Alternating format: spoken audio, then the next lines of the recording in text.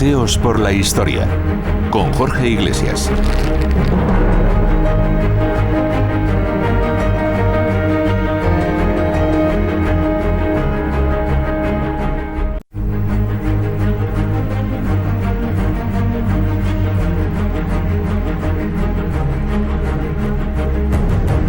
Si les digo que esta noche vamos a hablar sobre un gran espectáculo de masas en el que jóvenes y famosos atletas compiten por alzarse con la victoria, lo más probable es que todos pensemos en fútbol.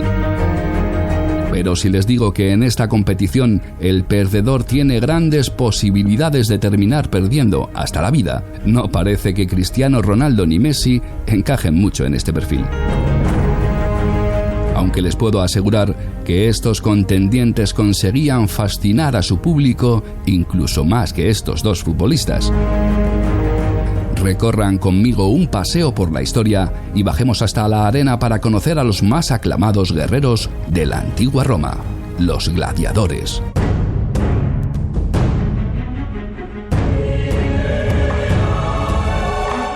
Estamos a finales del siglo IV a.C. Por todo el oeste de Italia reside un antiguo y poderoso pueblo, los etruscos.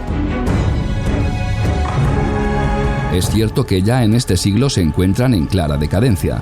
Sus disputas con griegos y cartagineses, además de las invasiones de los pueblos celtas, han dejado mermado y deteriorado su poder. Evidentemente eran un pueblo guerrero, pero también sabían disfrutar de los placeres de la vida.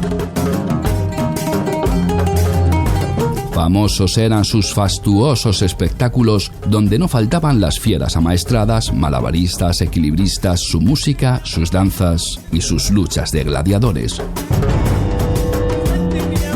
Aunque estas luchas no formaban parte del espectáculo y ni mucho menos de la diversión.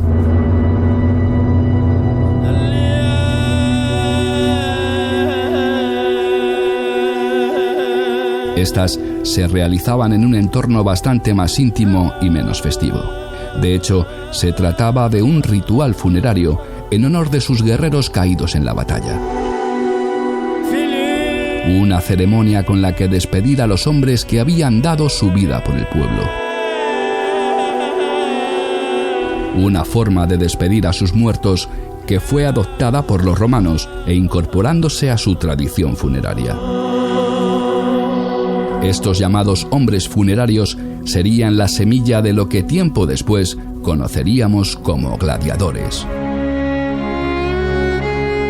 Sobre ellos nos da más información Alfonso Mañas, investigador de la Universidad de Granada y autor del libro Gladiadores, el gran espectáculo de Roma. El primer combate documentado, texto de Livio, nos dice que en el 264 a.C.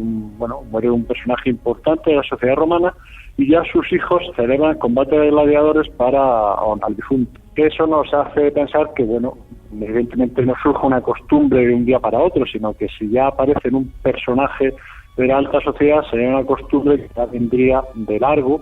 Ya suponemos que a principios del siglo III, pues ya sería una costumbre con fuerte implantación en la sociedad romana, y a lo largo de lo que va quedando del resto de la historia de la República Romana, pues va adquiriendo cada vez un mayor auge. Por intentar analizar hitos que nos pueden dar una idea de cómo va tomando más popularidad el hecho, pues digamos que la famosa rebelión de Espartaco pues tiene lugar en el 73 a.C., del 73 al 71.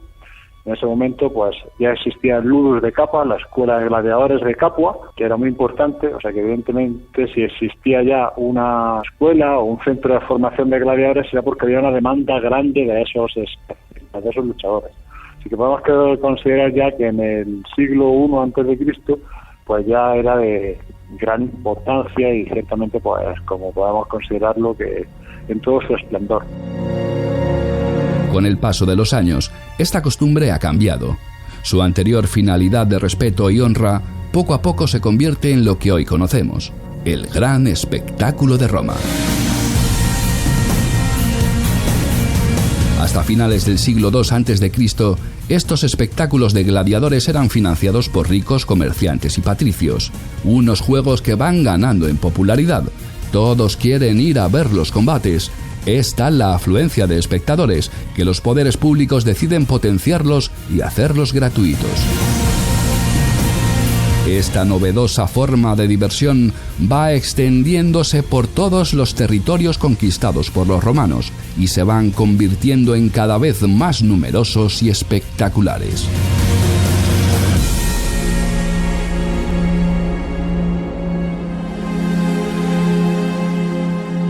Pronto los políticos se dan cuenta de que organizarlos puede suponer un incremento en su popularidad y comienzan a competir entre ellos para ofrecer al público el mejor y más grande espectáculo que les asegure un mayor apoyo en las elecciones. Sí, claro, evidentemente los juegos, los espectáculos públicos, no ya solo los combates de gladiadores, sino las carreras de cuadrigas en el circo, el teatro, era un espectáculo enorme en Roma.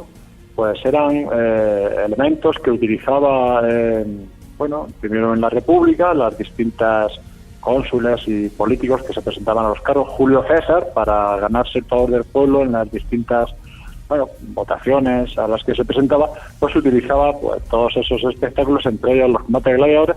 Y luego en época imperial, por supuesto, los emperadores utilizan los juegos de gladiadores junto a los otros restos de espectáculos para control social, porque la mayor parte de la población se aglutinaba en torno del anfiteatro, no ya solo limitándose a los espectadores que cabían físicamente dentro del anfiteatro. Sabemos que era el Coliseo, pues tendría una capacidad en torno a los 55.000, 85.000 espectadores. Pues evidentemente Roma tenía más habitantes que esos 85.000. Es decir, en época, por ejemplo, de Augusto, en época de Tito, donde se inaugura el Coliseo, se considera que rondaría en torno al 1.100.000 habitantes Roma. Evidentemente, la gente que no entraba quedaba en lo que es el área del anfiteatro.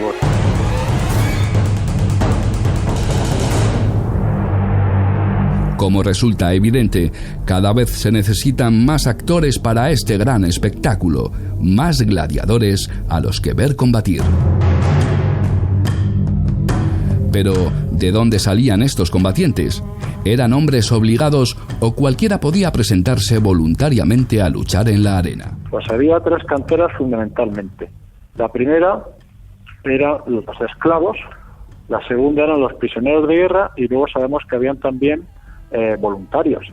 Las he mencionado en un orden que no tiene necesariamente por qué ser el que predominaba en cada uno de los periodos de Roma, porque esto fue oscilando según las circunstancias de cada periodo.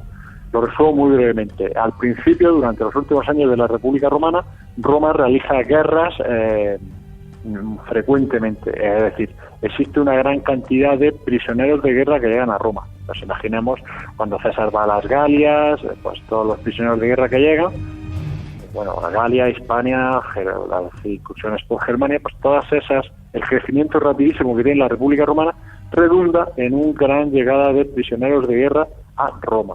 Eso hace que a esos prisioneros de guerra una de las utilidades que se le da pues sea sacarlos a la arena a luchar para entretener al pueblo como gladiadores. Luego estaban también los esclavos. Uno poseía un esclavo, pues una de las salidas que tenía para obtener beneficio de ese esclavo era venderlo a una escuela de gladiadores y, pues el dinero que a ti te daba el dueño de la escuela de gladiadores por haberse vendido, pues era una fuente de beneficios para los vendedores, para los que poseían esclavos, para los esclavistas. Y esa era pues el segundo pilar de los gladiadores. Hemos dicho prisioneros de guerra, esclavos, y luego estaban los voluntarios. Como has dicho tú muy bien antes, las similitudes con el fútbol son iguales, son enormes, y tanto para bien como para mal. Es decir, todo lo malo que podamos ver del fútbol actualmente podría aplicarse perfectamente a los combates gladiadores, pero también lo que consideramos como positivo. En este aspecto quiero decir la fascinación que causaba ese espectáculo en la gente, de todas las edades, niños, jóvenes y ancianos. Esta gran fascinación por la figura del gladiador se une al gran desempleo que existe en la ciudad. Roma es una gran urbe con cientos de miles de almas al borde de la miseria, donde sobrevivir es una ardua tarea. Para muchos, la única forma de intentar sobrevivir y conseguir el suficiente dinero es haciéndose gladiador. Al fin y al cabo, el pueblo eran hombres libres y eran dueños de su futuro.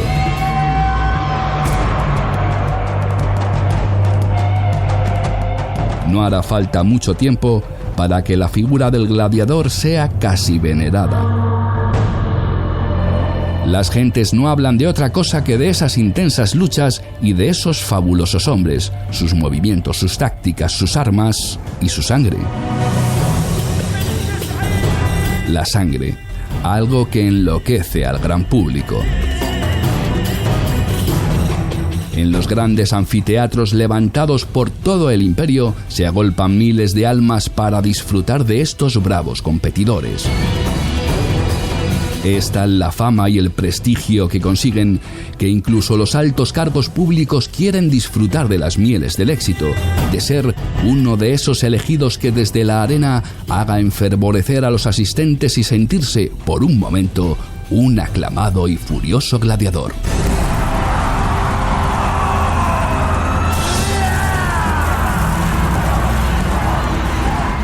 Igual que actualmente con muchísimos otros espectáculos, que decide hacerse torero, que se decide hacer futbolista, es decir, por hacerte famoso, pero también porque evidentemente te gusta esa actividad. Si te gusta de pequeño, sí, realmente nos cuenta Marcial y distintos escritores de la época del Alto Imperio que está el vicio o el gusto por los gladiadores es algo que parece que maman los niños pequeños desde que están con sus madres y que luego, por ejemplo, en las escuelas parecía que no hablaban de otra cosa los maestros con los alumnos, que era una fascinación a lo largo de los distintos sectores de la sociedad romana. O sea, que podemos entender que, bueno, y tenemos también documentos escritos de gente que, bueno, grandes, incluso senadores, que deciden bajar a la arena porque era su gran pasión, es decir, su sueño era que todo el mundo pudiera verles manifestar la gran destreza que tenían con las armas en la arena. Sin ir más lejos, el emperador Cómodo decide hacerse, bueno,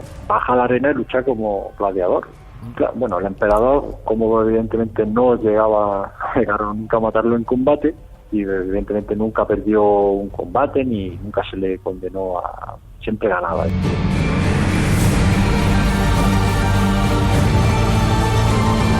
Pero ¿cómo es posible que todos quisiesen ser gladiadores viendo el terrible final que les esperaba? ¿Cómo arriesgarse a ser asesinado a cambio de unos minutos de gloria? Contrariamente a la creencia popular, la gran mayoría de los gladiadores no morían en la arena del anfiteatro. Evidentemente algunos perdían la vida, pero no era lo más probable. En la gran mayoría de las ocasiones, el perdedor resultaba indultado y podía volver a seguir siendo parte del espectáculo. Se ha vendido mucho por el cine, la televisión, libros, la idea de que el combate de gladiadores era poco menos que un suicidio. Uno ve series de televisión y dice, bueno, hay una carnicería, sangre por todos sitios, en fin. Claro, eso no era así realmente. Cuando la gente entraba a hacerse gladiador y se consideraba como uno de los muchos oficios más que había, claramente no era porque tuvieran unos inclinaciones suicidas, es decir, voy a matar, a morir, ¿no? Es como que actualmente se mete a boxeador o torero. La muerte puede ocurrir, pero no es claramente lo más normal o lo más probable, ¿no? Es una posibilidad o lejana. Sabemos por epitafios, por los resultados, por ejemplo, en Pompeya, en los muros se ponían las paredes, ocurriría en toda la ciudad romana, los combates, antes de que hubiera un combate de gladiadores, se ponían los emparejamientos, las parejas. Y luego, una vez que había ocurrido el combate, se ponían los resultados. Analizando esos resultados, sabemos que era una minoría los que morían. Lo más normal era, pues, ganaba uno, perdía el otro y al perdedor se le indultaba. Existía también la posibilidad del empate, la stans missus, que era indultado en pie, era el término técnico. Quiero decir que la muerte era lo menos frecuente, lógicamente, porque si no nadie entraría a considerar eso como un puesto de trabajo, como un empleo con el cual continuar su vida. Al igual que esta creencia, son muchos los mitos que han rodeado a la figura de estos fastuosos luchadores. Aún nos quedan muchas preguntas que resolver. ¿Existieron mujeres gladiadoras? ¿Es cierto que las gentes bebían la sangre del gladiador ante la creencia de su poder sanador? ¿Cuál de todos estos gladiadores fue el más famoso y aclamado? El próximo día seguiremos descubriendo las verdades y mentiras sobre la gladiatura junto a Alfonso Mañas, nuestro guía de esta noche en estos Paseos por la Historia.